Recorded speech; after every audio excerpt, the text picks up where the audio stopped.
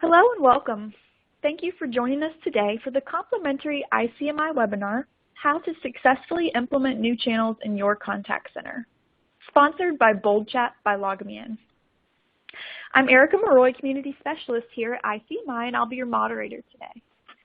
And before we get going, I want to take care of just a couple of housekeeping items. So first, please make sure to disable your pop-up blocker if it's on. You will notice that there are several icons at the bottom of your console window, and the first one allows you to view our presentation slides today, so you want to make sure to maximize that one.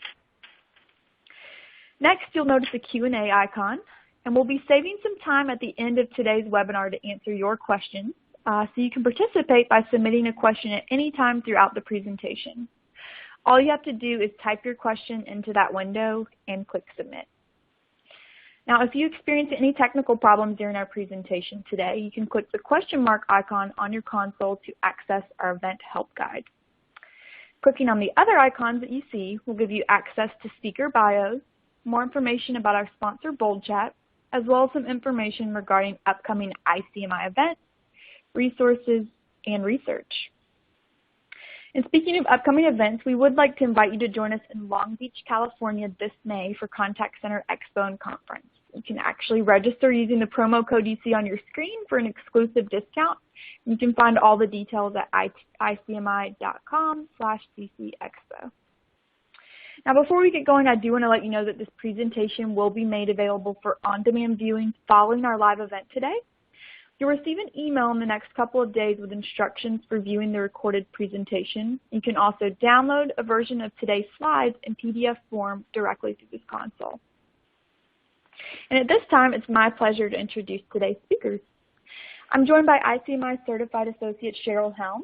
Cheryl is Consultancy Practice Owner at Helm Communications.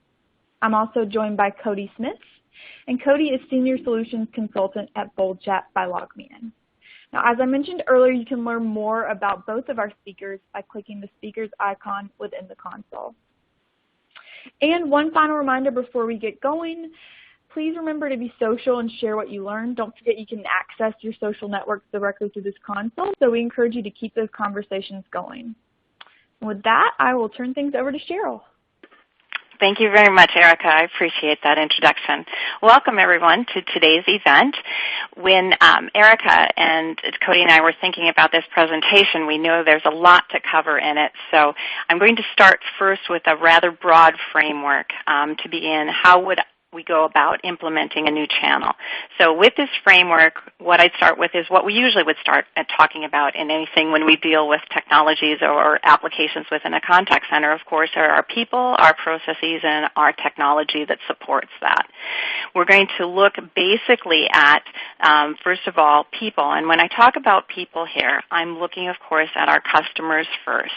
And a lot of times what we need to do as an organization is consider what are the channels in which our customers want to conduct their research and communicate to your or our organizations. And when we're thinking about that, we also have to think about, of course, language choice. Very few clients that I work with today only are unilanguage, so in other words, only one language they support. When I first started examining how we were going to approach this, I thought about where we are today. Most of us provide voice as our initial introduction or way of communication with our clients. Postal mail is still very prevalent in most organizations, faxes, emails, and of course when I talk about a one-way website, it means a website I can go and search, but it's not interactive. So that's pretty standard. That's what we call kind of layer one. Most of us have already introduced some type of an IVR, and when I use the word true IVR, I mean an IVR that's giving us both the capability to host data exchange. In other words, most of us, if you're in the banking industry, we're already doing account balances and so forth. Simple items like that, lookups that I can receive as I'm on a voice interaction.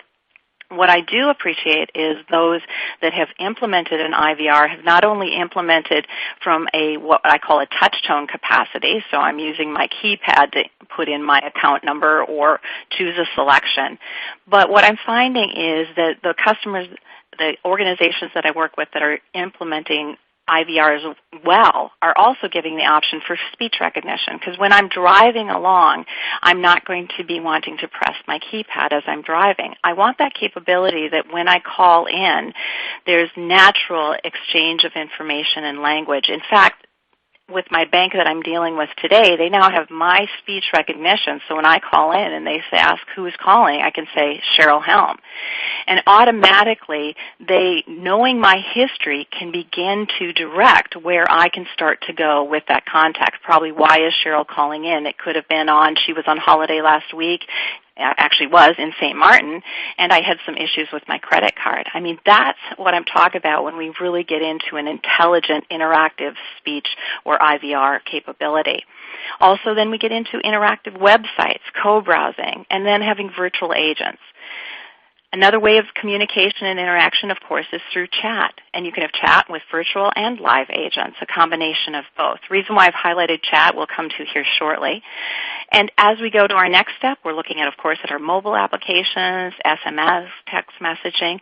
Not a lot of customers that I have are doing video interactions with live agents, but it is something to consider. And that, of course, can be done both on your mobile applications and desktop applications. So what I'm thinking about is when you go to introduce a channel, you have to know your customer base and what it is they're looking for. I just kind of gave you a smattering of what I've seen and how the progression of interactions and communication capabilities or channels that we have with our clients are out there today and how I see them growing. On the previous slide, I also talked about the technology being ACD. We used to think of that as automatic call distribution. Well, basically, we can still use the term ACD because from a technology standpoint, what we're looking for is automatic contact or channel distribution. So we looked at our clients or our customers, and this is a survey that ICMI just put out in our metrics guidebook in October of 2015. And what you'll notice on this particular presentation, or slide, is that you'll see that when the customers that we have actually polled and said this is what how we are communicating with our customers, 92% are still have voice as a channel of interaction. In fact, in most, it's still going to be your prime interaction channel with your customers. Is voice going to go away? I doubt it. I don't know of one client that I'm working with or have worked with that have gotten rid of voice as an interaction channel. In fact, what we're finding in a lot of the customers that I'm interacting with is as we add another channel of communication, voice interactions tend to stay initially about the same. Sometimes there will be a slight drop in voice communication or in voice interaction. However, you have to be careful because oftentimes when we're adding another channel, that's what we're doing. We're adding another channel in which a customer, based on their preference at that particular time, wants to reach out and communicate with us. Younger generations, and I use that word rather loosely, tend to want to communicate more through text messaging, or chat. That's a medium they are a little more comfortable with. In fact, a lot of them will not actually telephone one another, which I find interesting. However, even as I, being from a much older generation, I'm finding that oftentimes I'm communicating more with my customers and wanting to interact with organizations that I'll deal with very quickly myself. And I'm finding that through chat and those communication channels, it tends to be faster for me also. So what I'm kind of saying here is you look at this particular chart that we produced last year is that voice is still going to be in almost all organizations the predominant method of communication. However, what you'll notice is email is still very high up there. You're finding, again, outbound voice and so forth. So just take a look and see that, of course, we communicate with our customers in more than one channel, but there's still going to be a predominant one that will be there for quite a bit of time. So I will make this caveat that one of the tech organizations that I've dealt with, they found as they added the chat capability, and again, they were doing business to business, not business to customer, but business to business, their voice did slightly drop because they found that their clientele liked the chat interaction. So just be aware that you have to understand your industry and you have to understand your customers. So don't take any one survey or information to think that it's going to apply necessarily to your particular company. Now, some of the slides here, that statistics that I want to point out on this one I found very interesting myself was that 53% prefer to use online chat over calling a company, okay? That 36% of all contact centers enable customers to interact via live chat. 78% of contact center leaders think online chat is an important channel, important support channel. And 56% of millennials prefer live chat to phone compared to 20% of Generation X and baby boomers. So those were statistics I just wanted to throw out there. So you have to kind of think about, where is your clientele? And that's going to help you decide what channel is going to be appropriate for you to next introduce. Always look, as I said, the caveat here, look within your industry and your client base for statistics, and also look within your industry and reach out to others within this industry to ask their experiences or lessons learned, because oftentimes what I'll do is connect my customers to other customers, so you're hearing it from organization to organization. This is what it was like when we introduced chat. This is what it was like when we actually have multimedia agents working in our contact center environment. So just be aware, as a consultant, I always say a caveat is this is the trends that we are seeing, but be aware you need to apply it, of course, to your organization and your industry. For the rest of this dialogue to introduce a channel, we're going to stick with chat because that was the focus of this particular presentation, was on chat itself, which I think is the next channel that most of us are looking at seriously to introduce within our environments if you haven't already done so. What customers want is access. They want different ways to communicate with your organization. Customers want access to quickly get to a human when they need one. And that human doesn't have to necessarily be through voice, as you know. It could be through chat. But the key thing here is that we have to decide, is the capability to reach a human agent, whether it's through voice or through chat, going to be available to every one of our customers? Is it going to be available on every interaction type that they might be trying to contact us about? This is where some people think that when I introduce a channel that we have to introduce it for all of our customers and we have to introduce it for every type of interaction or question that they're going to have. And that is not true. What you'll want to do is selectively decide what what customers first you might allow this to have the availability. You could even make it so it's for a test base only of certain customers. I was dealing with a retail client where they're what we call their VIB customers. They're ones that bring in, I'm going to have to think of the figure, I think they have to spend at least $1,000 buying their certain types of products. It happens to be a beauty customer. And the point is, for their VIB customers, we do treat them differently. They are prioritized when they actually call in for queuing, for voice. They actually get special advertisements through their email or coupons that's available to them that gives them a bigger discount. They even can have the capability of chatting in certain areas that might not be allowed. Now, actually, I'm using this carefully because we were just positioning how this chat was really going to be used in their environment. They're selectively using it now. So that's one thing I want you to consider when you introduce chat, for example, as we talk about for the rest of this presentation. Who are you going to introduce it to? And how are you going to introduce it? In other words, are we going to have it just sitting there right when I first go on my website and it's the first thing, the availability to chat? Probably not. Because when you're first starting out, you might have it in certain places and potentially for only certain customer types. The reason why we're carefully selecting where this is going to be and who's going to potentially reach a live agent is because of our costs.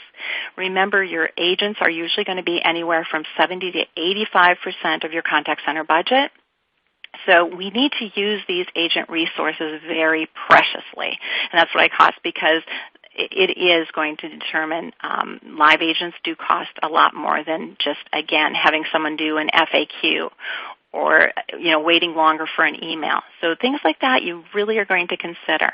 So know your cost per contact. In other words, you've already got voice calls coming in. How much does that cost per agent when they're taking a call type? And of course, you'd have your different costs per different call types that you have coming in. Know your cost for what it is to process snail mail. I shouldn't say snail mail, but you know what I mean, postal mail. Know what it's like to process a fax and so forth. All those costs are important. If you haven't looked at the cost of chats, there's lots of information that's available out there to start at least saying, what will this potentially cost me or my organization to have this interaction done through chat? So again, start considering what those costs are going to be. So we want to selectively use our live agents. By the way, when you hear a little hesitation when I go to click my button, it's a little slow as I hit click. So now that we've kind of looked very briefly at saying, who are we going to offer chat to, and at what point are we going to offer that chat, let's take a minute now that's been looking at our people from our customer perspective. Now what we can do is say, okay, I'm going to be offering this channel of communication, but what about my employees? What are the skills that are going to be needed to handle chat?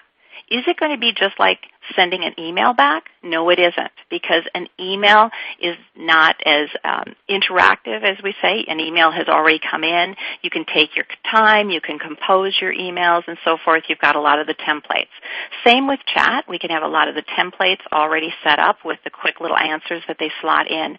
But it is more like it is exactly in many ways like a live interaction. As far as a voice is, it's expecting a response within a relatively short period of time. And I know Cody will talk a little bit more about what he's seen from the statistics of response to chat. But the point is, it is more like an interaction, like a voice, back and forth, back and forth. So we have to look at the skills that our agents are going to have, their typing skills. We have to kind of decide also, too, what's our style going to be like? We brand our agents when they answer it from a voice perspective. We have a certain greeting most often. We have a certain style. We're doing all our QA expectations. Well, chat's going to be no different. We're going to say, okay, is there supposed to be a greeting? If so, is it going to be an automatic template? Or since chat tends to have a little bit of a different style, potentially, a chat-type interaction, are we going to allow some of our agents to have a little bit more of a free interaction on that chat? And that's what I call about branding or style. Be careful with that, because I know myself, I was recently chatting to an agent online about something, and I could tell right away the company wanted this, hey, like, hi, how you doing type, and I remember feeling irritated. It's like, I'm a professional. Sorry, I'm being I just wanted to get to the point, but they wanted this chatty dialogue. So again, think really clearly about how you want to interact with your clients and the branding and the style that your company wants to portray.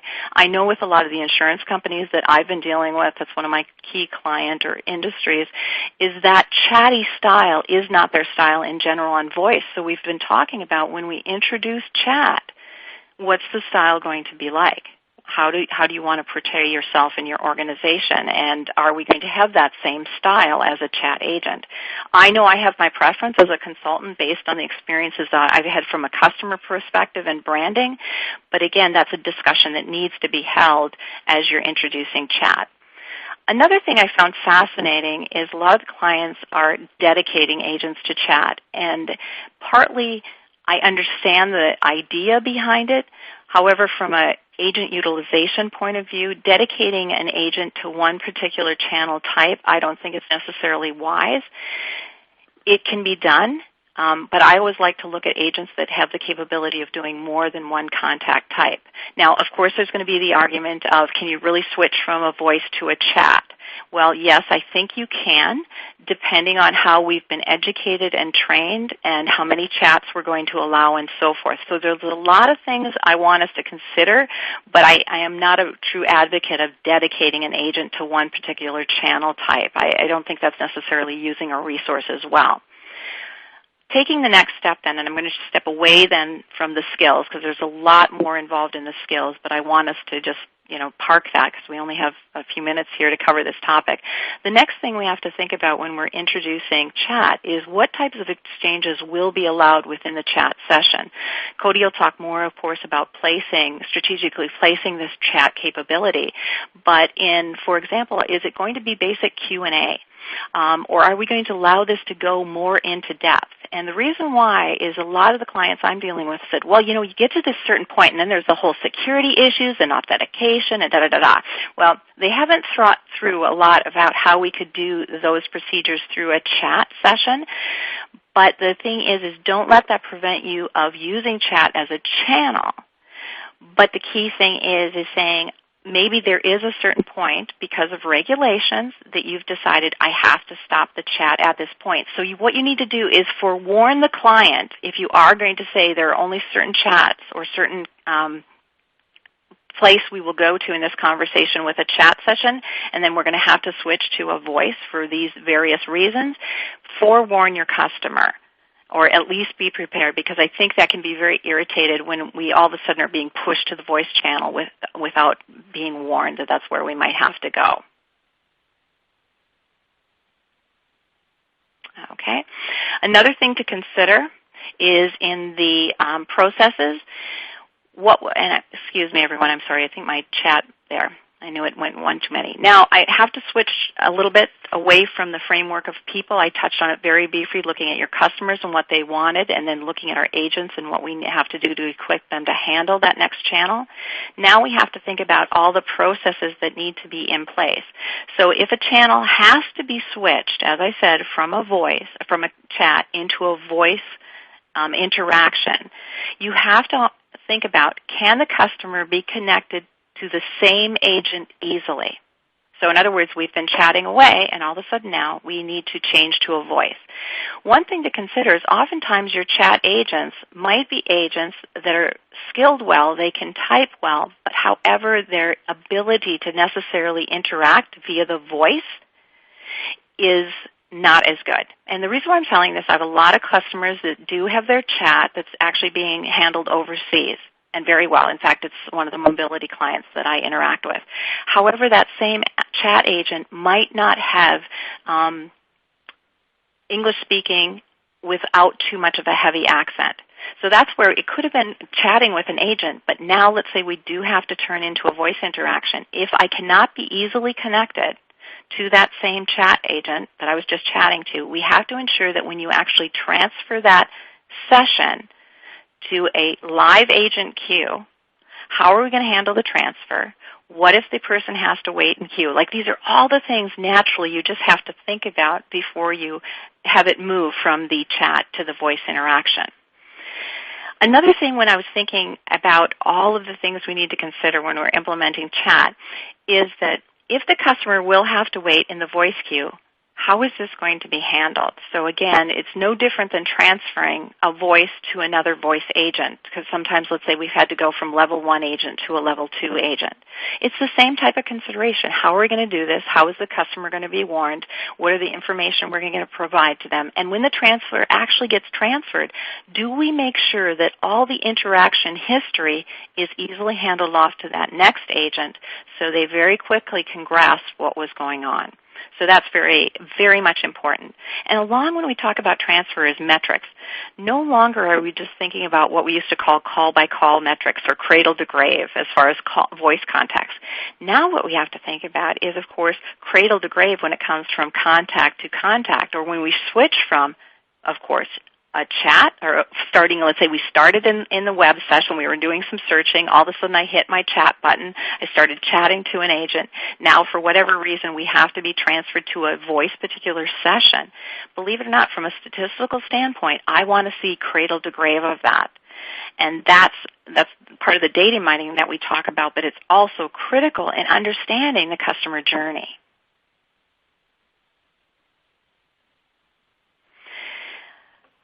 When we look at our processes, besides talking all about that transfer I just talked about, we have to think about, okay, chat, is it going to be offered 24/7?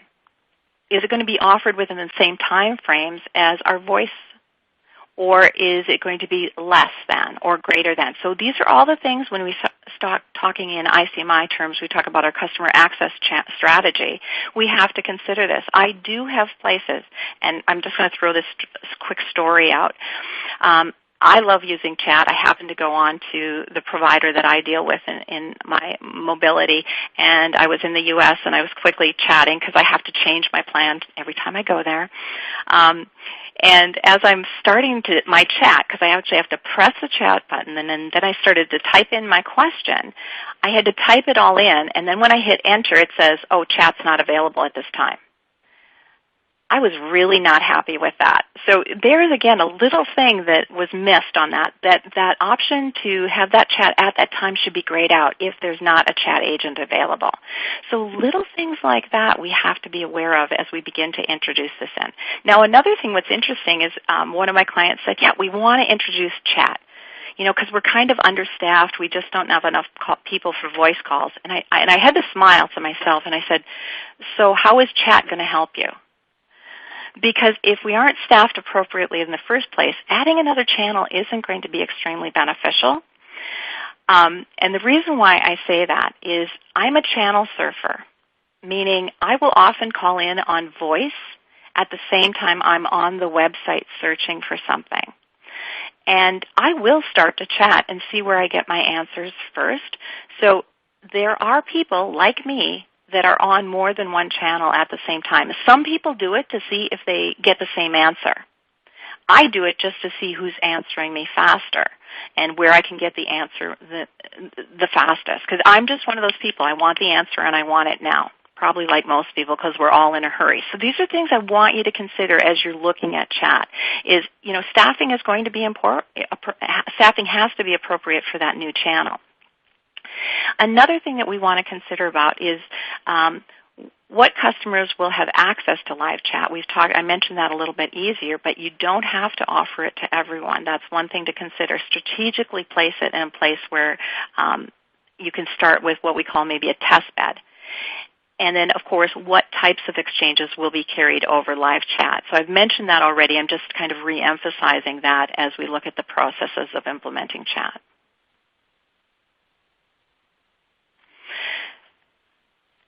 Another thing to consider when you talk about the processes is how will the new channel design interact or affect the current ACD design?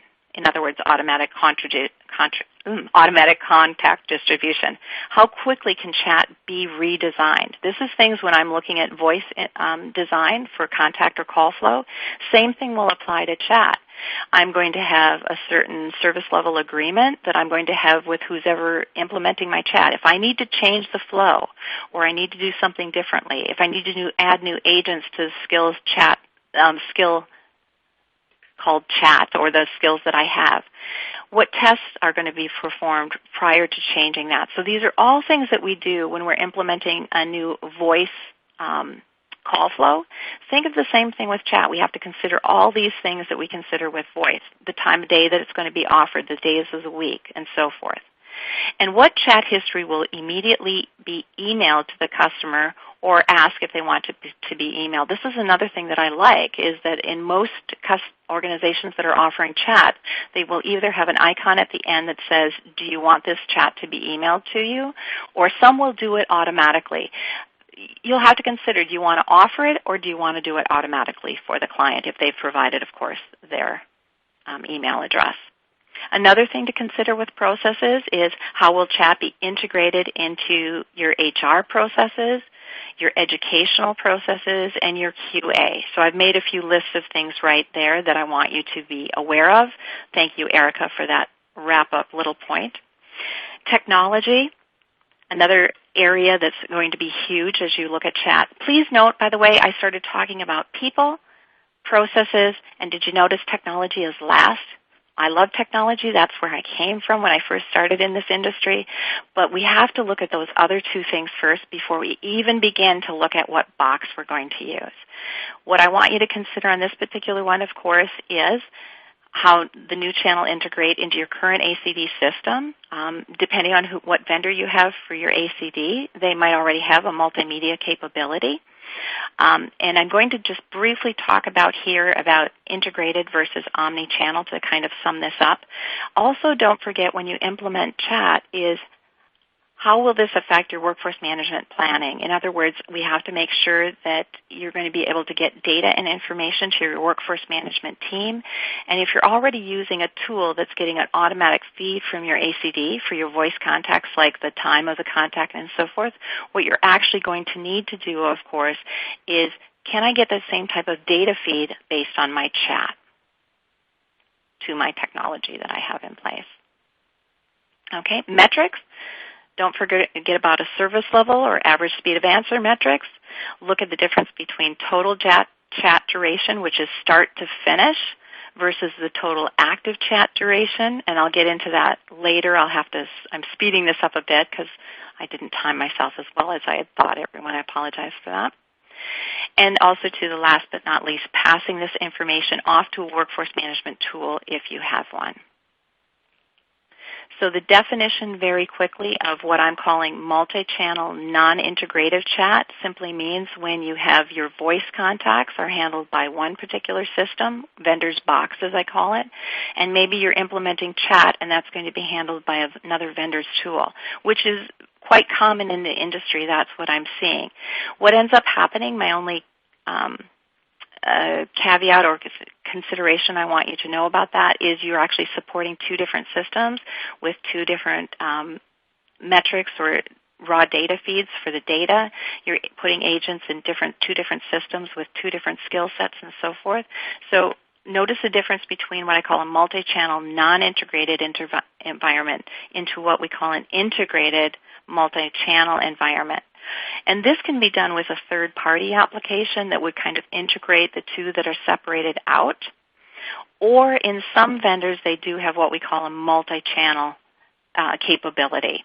So in other words, you are doing your call flow design, your agent groups, and your reporting, real-time displays, and that so forth are actually coming from one particular administrative tool.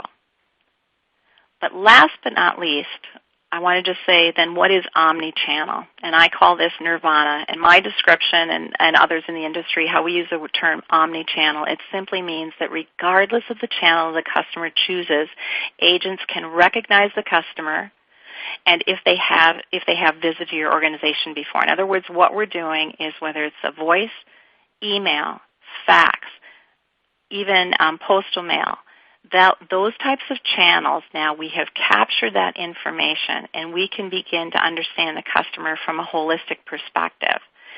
So when the customer chooses another interaction channel to interact with your organization, we know about those other channels. That's been already presented to the live agent or through our system that we have that can recognize that customer.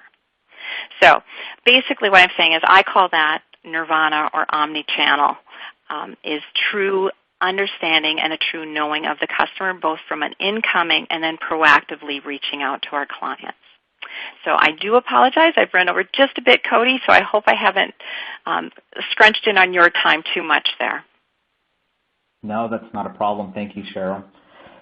So I know that as we've been going through a lot of really great data points on how to successfully implement a new channel, again, you might still be asking yourself, and why you registered for this event is, why would you want to implement a new channel into your contact center? To that, I would follow up with a question to say, how much do you care about your customer's experience? Going through some of our research, we find that customer experience truly matters, and this is what is a driving force in your contact center operations. We know that 76% of customers and online consumers have stopped doing businesses with organizations based on a bad customer experience. And that 48% find that the ability to reach the right representative or agent has worsened over the last 2 years. 43% of people are also stating that they find that automated telephony systems are annoying and aren't as quick as they would like. That's where we find that ultimately customers just want faster resolutions. 64% of those customers are saying they just want easier access to reps and agents in getting their service, and that as long as they can get their response quick, within about 4 minutes of beginning that interaction, They'll be satisfied. They want their questions answered, they want their assistance personalized, and they want the ability to come across any channel that they prefer. So we know that while an omnichannel nirvana is a ultimate contact center goal, consumers also like the ability to have that engagement nirvana from being able to contact them from their phones, through social media, and live chat. So again, starting to think about how do we help provide faster access, this is where we find that introducing live chat as a channel is a way to increase the number of engagements that you can do more quickly. Again, it's not necessarily talking about replacing one channel over another, but introducing it alongside your existing channels. This allows your customers to be able to engage based on their preferences and their preferred medium, whether that medium's from different devices, whether that's a desktop computer or a tablet or the phone that's sitting in their pocket right now. We also know that from the consumer side, that helps with that experience, but it also helps that contact center experience, where we can see improved efficiencies by being able to manage multiple engagements per agent. We know that in a contact center where somebody's taking a phone call, they're typically dealing with one call at a time. With chat, being able to open up the ability to chat one-to-many is a way to, again, increase that efficiency and decrease that cost per contact. When we start to see other improvements by introducing live chats, this is where we can start to see things like introducing improved customer satisfaction rates, decreasing contact center abandonment rates, as well as those customer care costs that come with that improved efficiency. As agent utilization rates increase, and also ability to increase your upsell or cross-sell capabilities. We can see some of these statistics as well, and these are based on a variety of different verticals as well, being able to see these in both some of the financial organizations that we at LogMeIn have worked with, as well as e-commerce and e-tail groups, but also knowing that support is also something that can be factored in, especially when we're looking to measure that feedback and customer experience. So having said that, it's where we start to think about where do we consider live chat and where do we start? And we've built out a plan where we think there are 5 steps to start to think about when considering live chat and for how you can build out your plan to successfully implement chat into your contact center. When we think about these 5 points would be based on who the target audience is, the goals that you're looking to measure and have impact on, who the workforce is, the people, as Cheryl mentioned earlier, the placement, as well as the opportunity.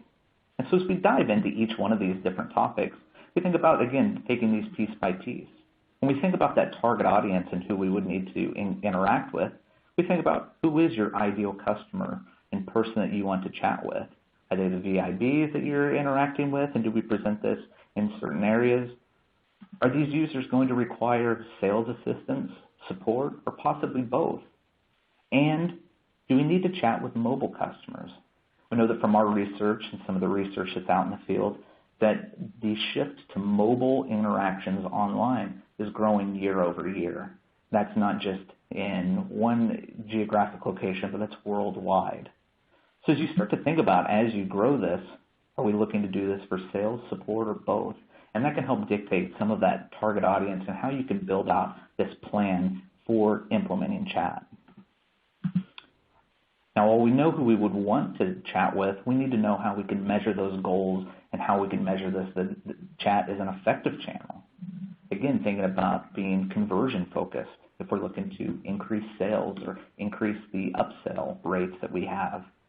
Are we looking to improve NPS scores and other customer satisfaction related metrics that have an impact to let us know that this is a direct line for that real-time contact? And as we also start to think about how those measurements and metrics impact our contact center efficiencies. So if we start to think about, is this something that we want to use to reduce handle time? Now, these are just a couple of quick metrics that we think are important, but we know that each one can be impacted together and sometimes are a byproduct of one another. And building out that plan, it's important to know that you need to build in goals that matter to you and your organization. Again, each organization does have their own separate metrics and goals they would like to see affected, and we know that that's something that you can cater to building out upon your own personal plan. Now, with that plan also comes with the workforce. If we're going to be measuring and setting goals, who is actually going to be taking this and who will we be measuring, not just from a customer feedback, but from the contact center effect of the workforce. So we think about who is going to take these chats. To Cheryl's point, talking about dedicated or blended, we know that some organizations find success in being able to do the blended path of having chats and emails and phone calls managed through one group. Some organizations find that having dedicated chat agents, dedicated phone agents also provide that. But again, that's something that comes from your own experience and some of the decisions that make sense for your business. But not just in terms of who is taking these chats and the people behind the keyboard, but also think about who owns your chat internally. Being able to come up with an initial plan to get chat launched is important, but we know that chat is part of an evolving process, strategy that needs to take place that will help you continue to work towards some seasonal trends or business trends that allow you to have somebody constantly monitoring and providing guidance on the best way to fully implement chat. So as we think about that, again, it's helpful with defining that operational plan, both from the representative perspective as well as the strategic operational side. As we come through and start talking about the placement, as we again start to get from the people and the process and start to get into some of the technology of this, we start thinking about your website itself. And where does it make sense to start with chat? What pages make sense to present chat? Again, to the point of presenting it on the first page where the customer comes to, or whether it's within a couple of different steps within their journey. Being able to also look and see, where do you currently see any pain on your website? Where are you getting feedback from existing channels where customers are stating that they're finding difficulties or are otherwise abandoning the website and your other journeys from? And then being able to look at this to see, do these pages and does this plan align with who your target audience is?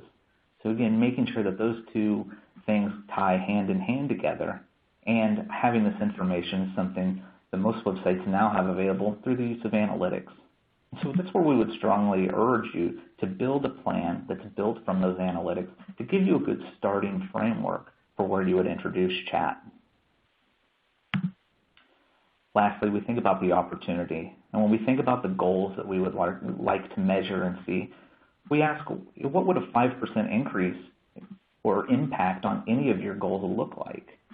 Would 5% increase in conversions have significant benefit and be able to help with your bottom line? Would being able to increase customer satisfaction by 5% also provide significance? Efficiencies, again, tying in what the cost and the goals are with those opportunities really ties into not only the success, but also helps you with positioning chat internally with thinking about the big point of what is the cost of not acting. So as we start to think about building out this plan and starting to think about what types of things should be considered, these would be the 5 points that we here at LogMeIn have been able to help our customers and other businesses in the field be able to start to consider and help frame up this type of plan so that we can find success across all of the different portions, both at the start of the plan, but from an ongoing basis.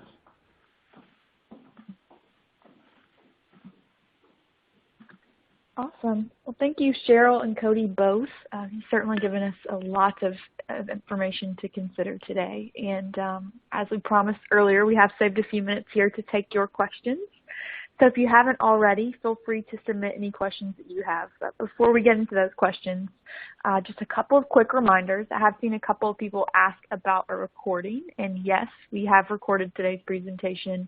And you'll be receiving an email as soon as the on-demand version is available. That will give you instructions to view the recording. Secondly, you can download a version of the slides in PDF form directly to the console after we wrap up today. And so before we jump into the questions, you should have just seen a link pop up in your browser, and we would appreciate if you would just take a moment to answer just a few questions about today's presentation. We really appreciate your feedback because it helps us to improve our presentations in the future and tailor them to what you're really looking for and needing. So with that being said, we'll go ahead and dive into the audience questions.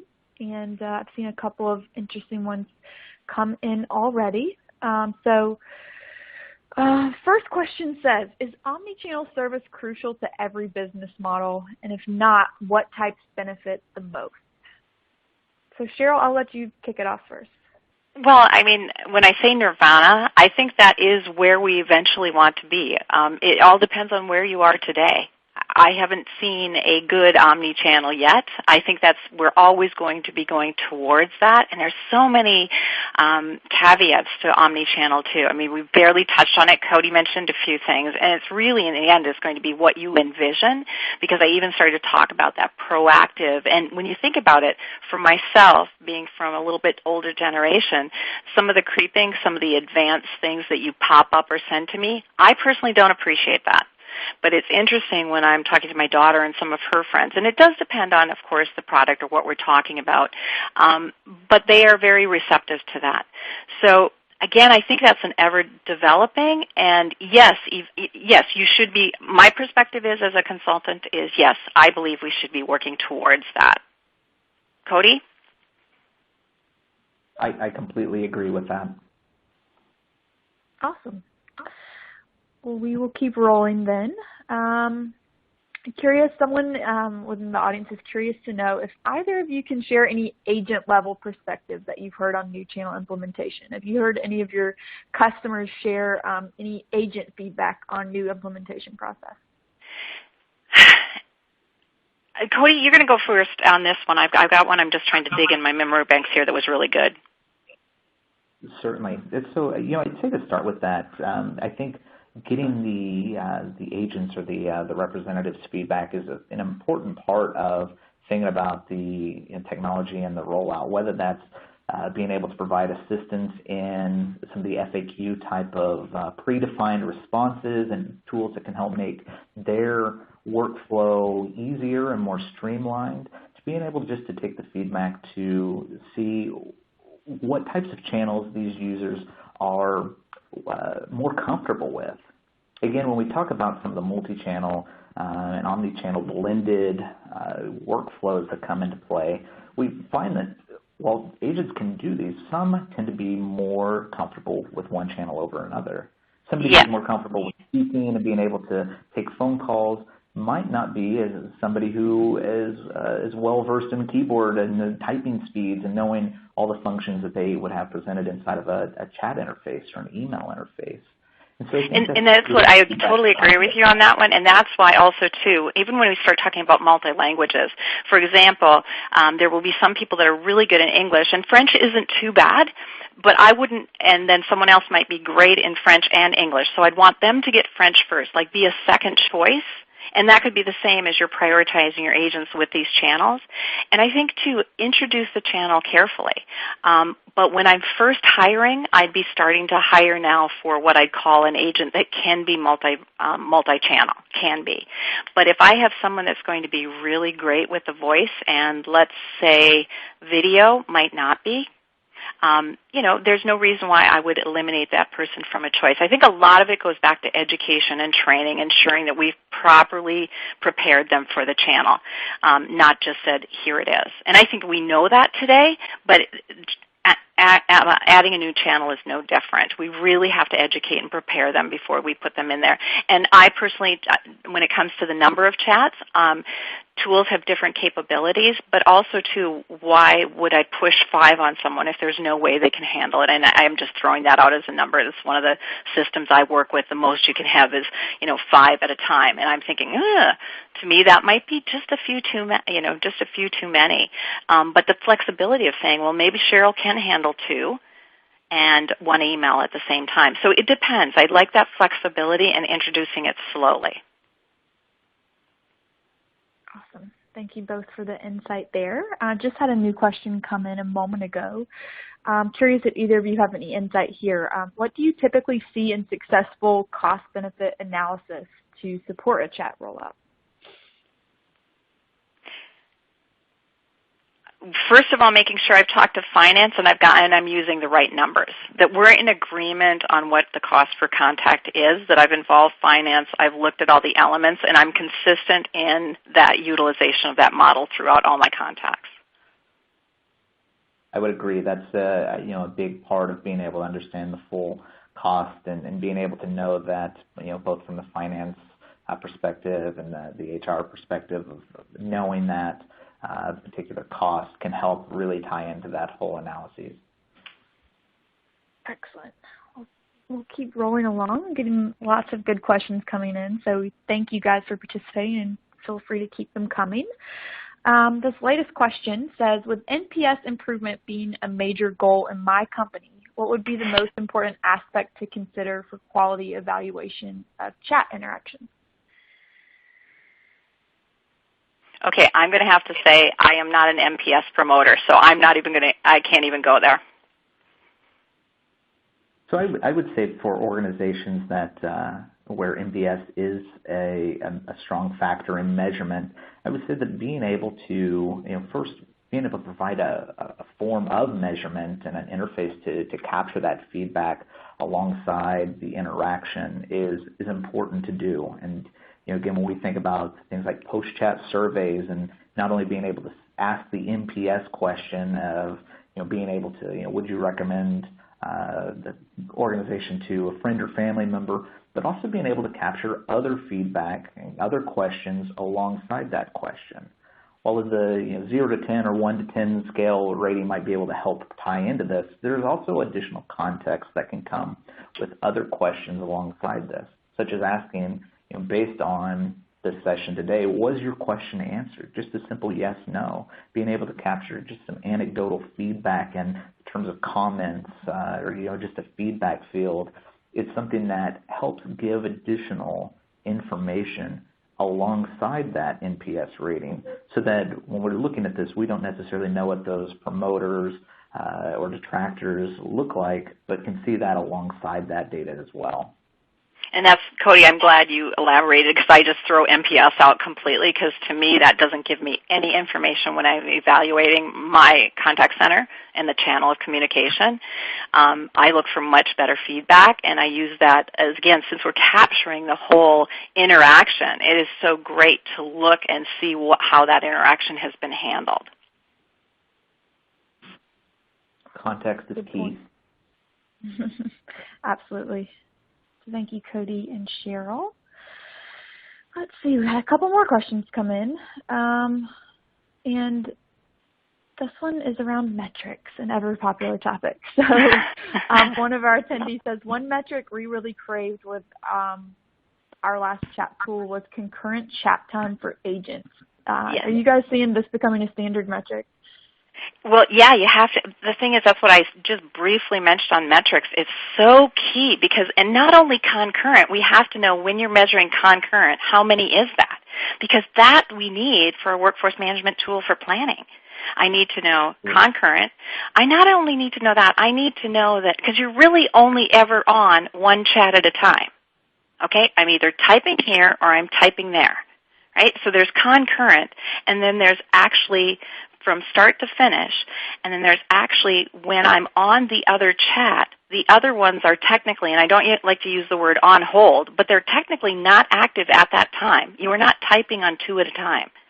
So I'm really, pushing the vendors to provide great, accurate statistics, and they've got a lot of area to improve. I would agree. Being able to understand and have a proper definition of what concurrent means, and being able to see things like multi-item, multi-thread engagements from a timing perspective, from even from measuring things per hour on an average simultaneous, being able to see all of that definitely ties into that calculation for efficiency. Right. So Yeah, and we're both looking at it from. I'm always, because I teach workforce management boot camp with ICMI, so I'm constantly.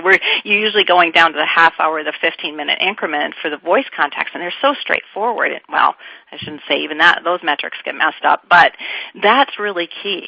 And so when we get into multimedia, when as an agent, technically, if a voice comes in, everything else should be put on hold. If I might have been on an email, that should be technically put on a holding spot. I've seen somewhere that email time stays open and active, and I never know that technically I'm not active because I'm now on a voice call. So metrics are vital to be as accurate as they can be in a multimedia environment. Absolutely. Well, thanks for that question. We could probably spend a whole webinar talking about new channel metrics, so appreciate that question. I'm going to see if we can squeeze in one or two more questions. So here's another one that just came in. In terms of skill limitations and cost of training agents, what do you guys think about using either robotics or digital agents to replace some of the human labor on channels?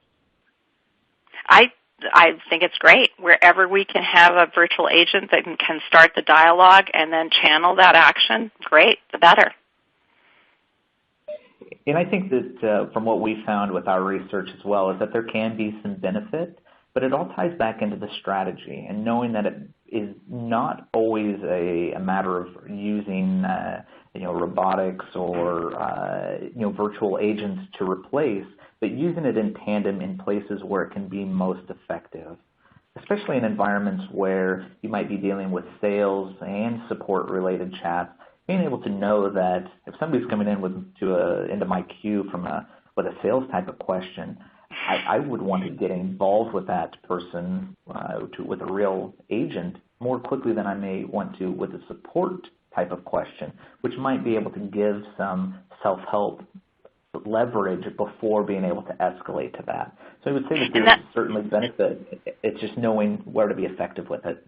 Right, and Cody, that's such a good point, because when we started talking about the contact flow design, that's where when I'm queuing those two different types of interactions to a live human, right, to have the sales be queued higher than, let's say, the customer service interaction when I have limited live agent capability.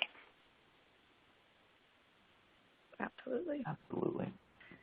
All right. Well, again, I want to thank you both, Cody and Cheryl, and it looks like we are coming close to the end of our hour, so I want to be respectful of all of our attendees' time. It looks like we just have a couple of questions left in the queue, so if that's yours, I do want to let you know that we'll be sure to get back with you offline and answer your question. And if you do happen to think of other questions, feel free to reach out to us on Twitter at callcentericmi is our handle, or you can also reach out to Bold Chat.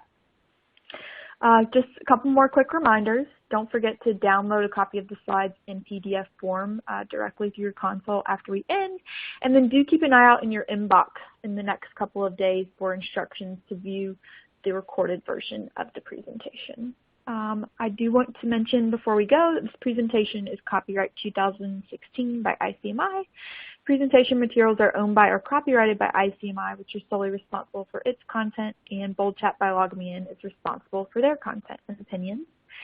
Once again, on behalf of ICMI, on behalf of Cody and Cheryl, as well as our sponsor, Bold Chat by LogMeIn, we really appreciate you attending today, and thank you for taking time out of your schedule. We hope you have an amazing afternoon.